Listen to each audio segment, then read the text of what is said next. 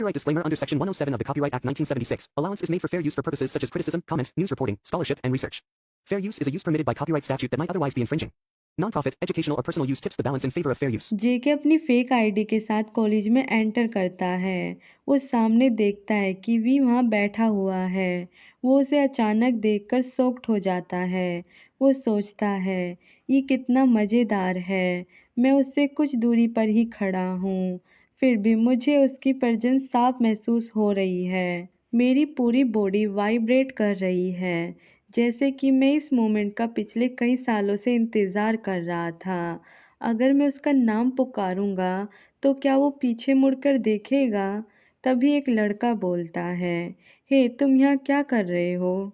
जेके बोलता है, कुछ भी नहीं, वो मैं बस। जेके सोचता है, ये अभी सही टाइम नहीं है। मैं अभी कूल भी नहीं लगूंगा, मेरे हाथ में खाना भी है।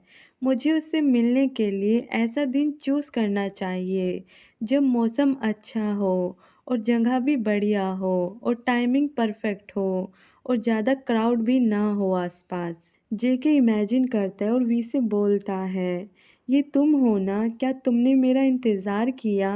वी, क्या तुम्हें मैं याद हूँ? वी बोलता है, ऑफ कोर्स मुझे तुम याद हो। तुम्हें कोई आइडिया भी नहीं है कि मैंने तुम्हें कितना मिस किया था। चलो प्रॉमिस करते हैं कि अब से हम कभी अलग नहीं होंगे। जेके ये सब सोच सोच कर खुश हो रहा होता है। वो सोचता है, देखो तो सही मैं कितनी फैंटेसी क्रिएट कर रहा हूँ। चहल पहल सुनकर जेके की फैंटेसी टूट जाती है। वो दरवाजे की ओर देखता है। वी उसे देख रहा होता है। जेके सोचता है, वी मुझे ढूंढते हुए यहाँ तक आ गया। क्या उसे मैं याद हूँ? मुझे अभी क्या बोलना चाहिए? मैं इस मोमेंट के लिए रेडी भी नहीं हूँ। जेके उसकी ओर जाता है और बोलता है, तुम वी हो ना? वी बोलता है, हाँ तुम बोल तो सही रहे हो, पर तुम मुझे कैसे जानते हो? जेके बोलता है, क्या? जेके उसे कुछ याद दिलाता है, अपने पास्ट की पुरानी चीज़ें। अब नेक्स्ट सीन में हम देखते हैं, अरे तुम, मैंने तुम्हें पहचाना ही नहीं, क्योंकि तुम इतने बदल जो गए हो। मुझे तुम याद हो। मैं तुम्हारा हैंडसम फेस कैसे भूल सकता हूँ? हम एलिमेंट्री स्कूल में मिले थे ना? और तुम्हारा नाम? जेके बोलता है, मेरा नाम जेके है।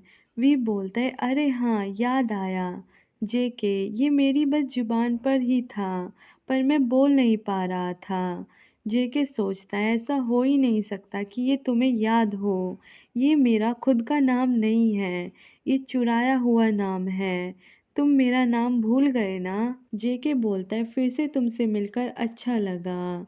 वी बोलता है, मैं यहाँ से 2 क्लास आगे हूँ, मैं तुमसे मिलने आऊँगा। तभी एक लड़का वहाँ आता है और बोलता है, हे तुमने सुना, आज कटलेट मिल रहा है लंच में। वी बोलता है, वाओ कटलेट, मुझे कटलेट बहुत पसंद है। ऐसा बोलकर वो जेके को वहाँ अकेला छोड़कर अपने दोस्त के साथ चला जाता है। जेके सोचता है कि ये कितने शर्म की बात है। मुझे लगा था हमारी पहली मुलाकात बहुत ही इंटरेस्टिंग होगी, पर कोई बात नहीं, हमने कम से कम हाय तो किया ना एक दूसरे को। मैं उसे उसकी क्लासरूम में जाकर मिल लूँगा। अब जेके हर कहीं से आकर वी वी करने लग जाता है। वी उसे बोलता है, मुझे अगली क्लास अटेंड करनी है, सॉरी मैं तुमसे बाद में मिलूँगा। वी का दोस्त बोलता है, उस लड़के की प्रॉब्लम क्या है? वो तुम्हें हर जगह फॉलो करता रहता है। वी बोलता है, पर वो अच्छा लड़का है। उसका दोस्त बोलता है, मुझे नहीं लगता कि तुम्हें उस जैसे लड़के के साथ दोस्ती करनी चाहिए। जेके अपनी वॉच देखता है और सोचता है, अभी 3 मिनट बाकी है क्लास शुरू होने में। मैं तुमसे थोड़ा और बात करना चाहता था। काश मैं उसे रोक लेता। जेके घर आता है और अपनी पेंटिंग निकाल कर देखता है।